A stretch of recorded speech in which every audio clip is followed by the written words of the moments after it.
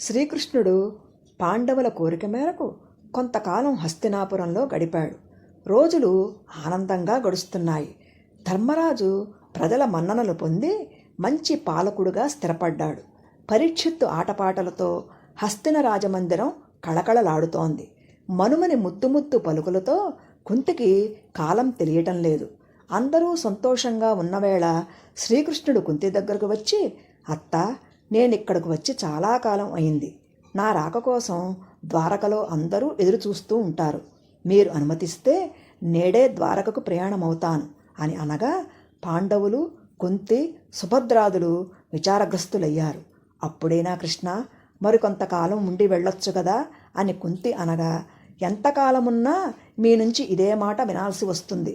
నా వియోగం మీకెంతటి బాధాకరమో మీ ఎడబాటు నాకు కూడా అంతే బాధాకరం అత్తా.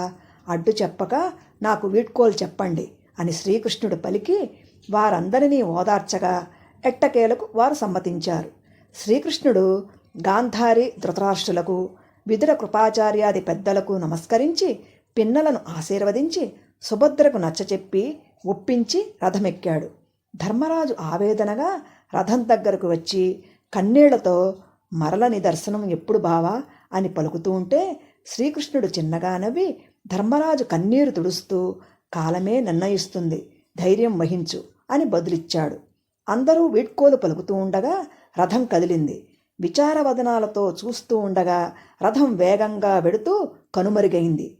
శ్రీకృష్ణుడు ద్వారకకు వస్తున్నాడన్న వార్త తెలిసి అటు బంధుజనంలోనూ ఇటు ద్వారకావాసులలోనూ ఒకటే ఆనందం. శ్రీకృష్ణునకు ఘనస్వాగతం పలకాలని ద్వారకవాసులు అందరూ రకరకాల పూరరాసుల బుట్టలతో మేడలు మిద్దెలు ఎక్కి ఆత్రంగా ఎదురుచూస్తున్న వేళ శ్రీకృష్ణుని రథం ద్వారక రాజవీధిలో ప్రవేశించింది. ప్రజలు జయ జయధ్వానాలు పలుకుతూ హర్షాతిరేకంతో పువ్వులు జల్లుతూ స్వాగత గీతాలు పాడారు, నాట్యాలు చేశారు.